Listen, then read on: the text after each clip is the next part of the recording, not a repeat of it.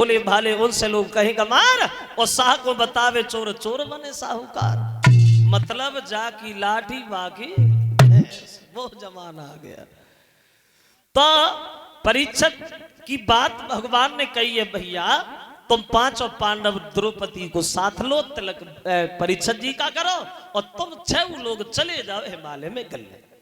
तो देखिए कन्हैया के बताए हुए अनुसार अस्तु परीक्षित लाल को अब दे की सब अधिकार और गए हिमालय के लिए वे पांचों पांडु कुमार। परीक्षित जी को राजा बना दिया और ये पांचों पांडव हिमालय में चले जाते हैं। कब गए पांडव लोग हिमालय में गलने? वो वक्त कौन सा था, समय कौन सा था? तो एक कवि ये कहता है जब पांडव लोग गए थे हिमालय में गलने तो वो समय कौन सा था?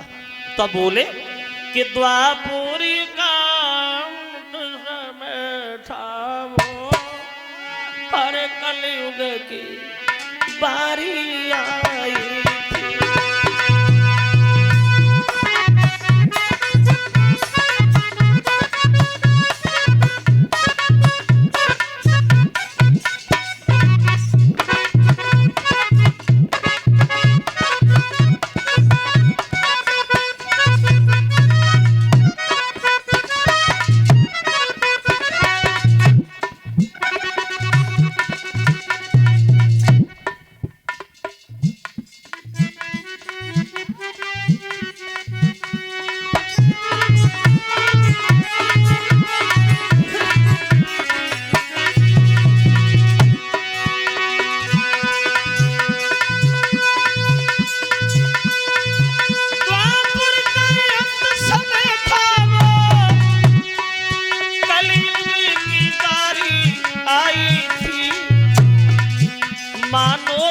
सूर्य डूबता था, दुख की अंधियारी छाई थी।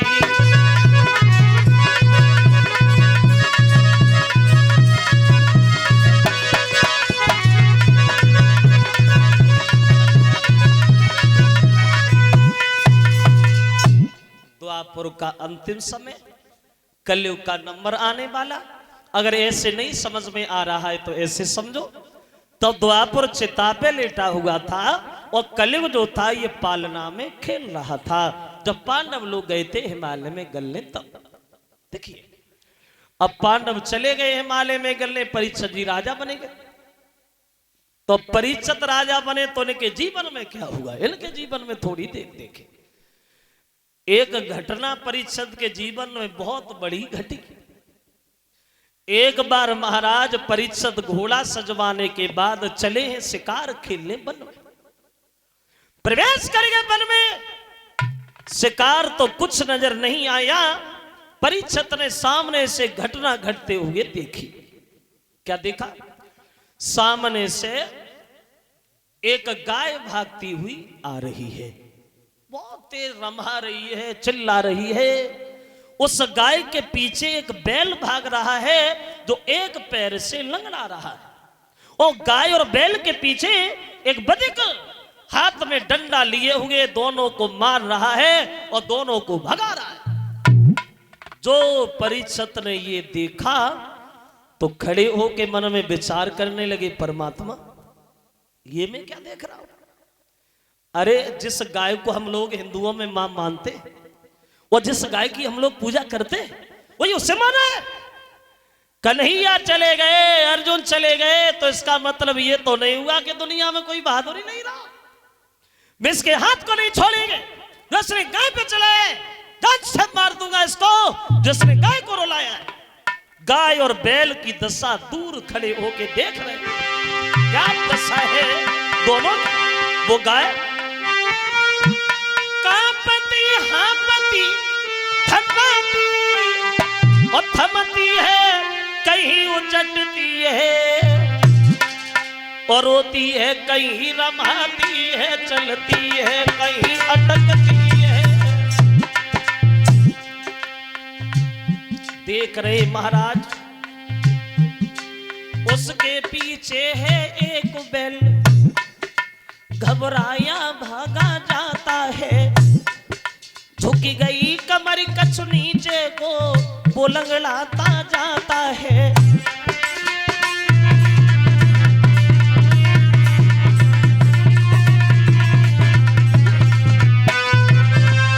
दूर खड़े होके देख रहे हैं गाय और दशा, और जब ये तलवार उठाई आगे बढ़े, उस बदिक से जाके बोले क्यों रे इधर आ, तेरी हिम्मत कैसे पड़ेगी गाय के ऊपर हाथ उठाने की?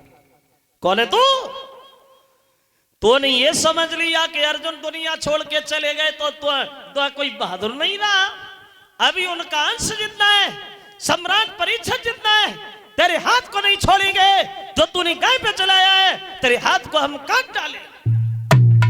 जो ये शब्द परीक्षित जी ने कहे तो उस गाय को मन में थोड़ी तसल्ली आई, वो आगे बढ़ी। वो मानव की भाषा में परीक्षित से एक बात कहने लगी है, महाराज सुनो, आप जो हमें साधारण गाय समझ रहे हैं, हम कोई साधारण गाय नहीं है। कौन हो? जवाब दिया, प्रभु मैं पृथ्वी हूं, पृथ्वी। और जो तुम ये बैल देख रहे हो, ये भी बैल नहीं है। ये कौन है? बोले ये है धर्म। और जो हमें मार रहा है, जो हमें भगा रहा है, ये कोई गैर नहीं है, यही तो है कलयुग महाराज। कहने लगी है पृथ्वी, प्रभु सत्य त्रेता द्वापर में हमारी गुजर अच्छी तरह से हो रही थी, लेकिन इस कलयुग ने आते आते हमारे सारे चरणों को तोड़ डाला। पृथ्वी कहती, महाराज मेरे ऊपर कितना भी भार बढ़ा, मैं कभी ढाने से नहीं घबराई, लेकिन ये कलयुग के पापों का भार मुझसे सहन नहीं हो रहा। अब हम लोग इस जगह को छोड़ के जा रहे हैं। तो परीक्षित जी बोले, तुम जा रहे हो? अरे जब पृथ्वी नहीं रहेगी, धर्म नहीं रहेंगे, पर ये रहेगा कौन? ऐसा क्या होगा जो तुम लोग जा रहे हो? तो पृथ्वी गाय के रूप में बोली, प्रभु अभी तो कुछ नहीं हुआ, अभी तो हम ही पिट रहे हैं, अभी तो हमारा ही नंबर आया है। लेकिन आगे जो वक्त आएगा, आगे जो समय आएगा, उसमें बोली कि कुछ दिन के बाद जमाने की अब हवा बदलने वाली है, और धर्म बता रही है धर्मन की सबसे आखिरत वाली है।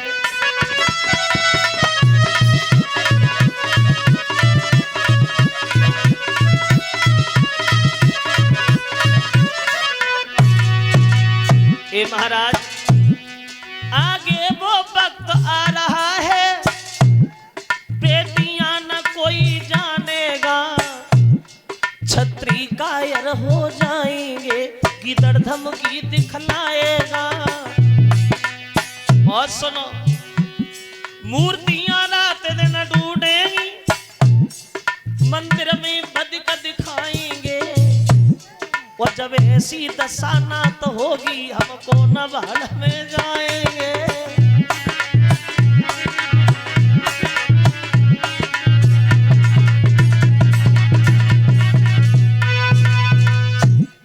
महाराज मूर्तियां रात दिन टूटेंगी, मंदिर में बदिक दिखाएंगे, और जब ऐसी दशा ना तो होगी, हमको न भाड़ में जाएंगे। अब तो हम चले, अब हम नहीं रहेंगे, अब जो भी है वो तुम ही देखना, अब हम नहीं रहने वाले। तो परीक्षित जी ने तलवार उठाई और आगे बढ़े और कलयुग से बोले, क्यों कलयुग महाराज इधर आ, भैया तुम्हारे आने से पृथ्वी परेशान, तुम्हारे आने से धर्म व्याकुल है, तुम्हारे अंदर तो अवगुणी अवगुण है, कोई गुण है ही नहीं। तो ऐसे अवगुणी आदमी को समाज में जिंदा रहने का कोई अधिकार नहीं है। तैयार हो जा मरने को, हम तुम्हें मार देंगे, और जब तुम मर जाओगे तो दोबारा सत्य आ जाएगा, बीमारी खत्म, चिंता भी खत्म। कहो कैसी रही? कलयुग बोला, प्रभु मारोगे? हाँ मानोगे नहीं ना, तो फिर मार दो। अरे मार ही रहे हो तो मार दो, लेकिन मारने से पहले हमारी एक बात जरूर सुन लो। प्रभु दुनिया भर में भगवान ने ऐसी कोई भी वस्तु नहीं बनाई जिसके अंदर गुण और अवगुण दोनों मौजूद न हो। कोई भी चीज से ऐसी कोई भी वस्तु नहीं है जिसके अंदर गुण और अवगुण दोनों न हो।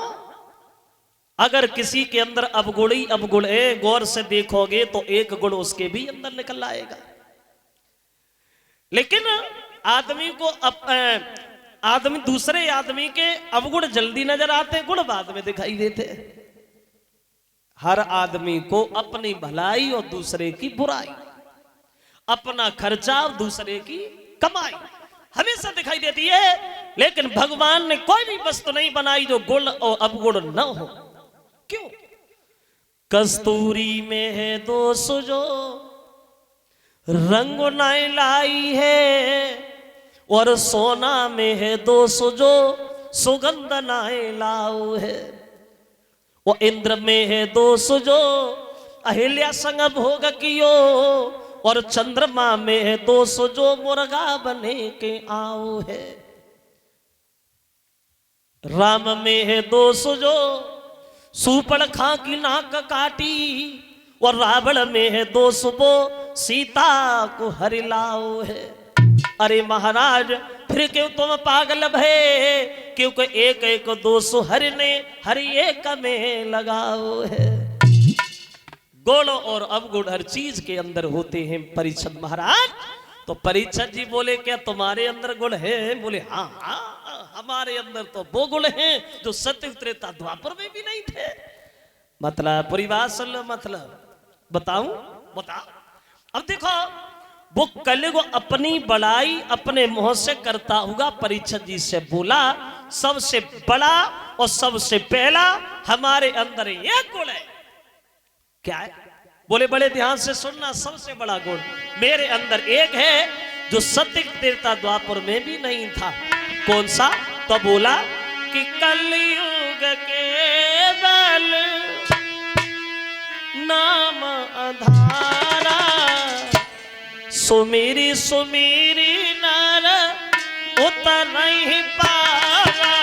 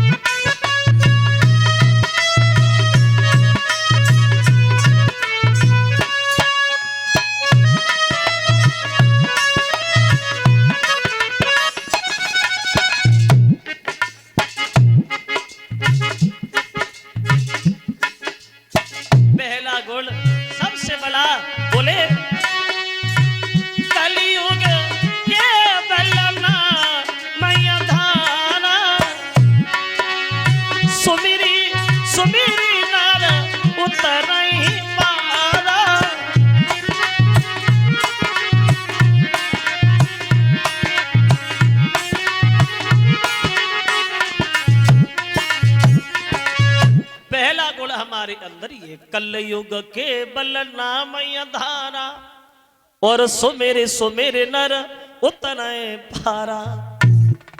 सत्य त्रेता द्वापर में एक नियम था। परीक्षित से बोला महाराज नियम ये था, पहले आदमी भगवान की हजारों साल तपस्या करता था, हजारों साल भजन करता था, फिर भी भगवान के दर्शन नहीं होते थे। कलिक बोला हमारे पास इतना वक्त कहाँ है जो आदमी हजारों साल जिंदा बना रहे भजन ही करता रहे। बोले नहीं, अगर तुमने थोड़ी देर बैठ के मन से भगवान का नाम लिया तो तुरंत आराम मिलेगा। मैं ये नहीं कहता काम छोड़ सब दिन नहीं भजन किया करो, वो 2-4 दिन में फुर्सत हो तो राम राम कह लिया करो। मैं ये थोड़ी कहता हूं सुबह से शाम और शाम से सुबह भजन में ही लगे रहो। बोले नहीं नहीं नहीं, काम भी जरूरी है और साथ साथ नाम भी जरूरी है। एक घड़ी आधी घड़ी आधिल में पुण्याद, जितना वक्त मिल जाए जितना समय मिल जाए भगवान के नाम के लिए वही बहुत है। अगर बैठ के मन से थोड़ी देर भी नाम लिया तुरंत आराम मिलेगा। बोले झंडू बाम की तरह, क्योंकि उम्र नहीं है। कलयुग कहता है परिषद से मेरे यहाँ उम्र नहीं आदमी की जो 1000 साल जिंदा रहे और भजन में लगा रहे। और वैसे जरा गौर से सुनना भी, अब तो कलयुग में आदमी की उम्र ही नहीं रही, जिंदगी नहीं रही। अब यहां से अंदाज लगाना, आप खुद ही सोचना। सतयुग से लगा के और कलयुग तक इतना अंतर आ गया। सतयुग में पहले मां के गर्भ में बच्चा ठहरता था 500 साल। सतयुग में मां के गर्भ में बच्चा रुकता था 500 बरस। तब आदमी हजारों साल जिंदा रहता था। हजारों साल की उम्र थी। 10,000 साल तपस्या की, 2,500 साल साड़ू के घरे रहे, 2,000 साल ससुरारे में टिके रहे। हजारों साल की उम्र। अब उस समय घटते घटते घटते घटते घटते घटते अब कलयुग में यहां आ गया। अब कलयुग में मां के गर्भ में बच्चा रुकता है सिर्फ 9 महीना। सतयुग में 500 साल और कलयुग में 9 महीना। अब वो भी समय घट रहा है, वो भी कम हो रहा है। कच कच भगवान की दया से 9 महीना लो पहुंचा तो नहीं है। कोई साधक कोई होएगा, कोई 8 कोई होएगा, वो भी कम हो रहा है। अब आदमी खूब जिंदा रहे, खूब जिए तो 120 साल तक जिंदा रह सकता है, बस 120 साल। और अब तो भैया 120 साल तक पहुंचना बहुत बड़ी मुसीबत है। खूब ताकत लगाई, खूब दवा खाई तो पहुंच गए 60-70 लना जोरा ठाऊ चल रहे। देखते ही देखते लड़कपन, देखते ही देखते जवानी, देखते ही देखते बुढ़ापा और देखते ही देखते मौत आए और गई, जन्म और गई। वही है जग। इसी को कहते हैं जग। जा से जन्मे और गा से गई, वही है जग। जन्मे और गए, सब चले गए और जो रह गए वो भी चले जाएंगे। यार रहना किसी को नहीं, लेकिन जाना तो उसी का होता है जिसके जाने के बाद रह जाने वाले लोग बरसों तक उसका नाम लेती रहे। देखो ये तो हर आदमी जानता है, यहां हर पल हर दिन किसी को नहीं रहना, जाना है। लेकिन जाओ तो ऐसे बन के जाओ जो तुम्हारे जाने के बाद रह जाने वाले लोग बरसों तक तुम्हारा नाम लेते रहे, तुम्हें याद करके आंसू बहाती रहे। और ऐसे बन के न जियो जो तुम्हारे जाने के बाद रह जाने वाले लोग तुम्हें भूल जाए और तुम्हें गालियां दे। कभी आपने देखा हो कुछ लोग जब दुनिया छोड़ के जाते तो लोग उनके पीछे रोते, और कुछ लोग जब मरते तो लोग खूब खुशियां मनाते, मर गया, बीमारी कटी, बहुत बेकार आदमी था। अरे जिंदगी तो एक ही है, आना जाना तो लगा रहता है। और जब जाना है कोई नहीं रहा, सब चले गए। नंबरदार, असरदार, कदरदार, हवलदार, थानेदार, सूबेदार, पल्लेदार, जमींदार, रिश्तेदार, मतलब जितने थे दार दार वो सब निकल गए। और जो रह गए वो भी चले जाएंगे। यार रहना किसी को नहीं है।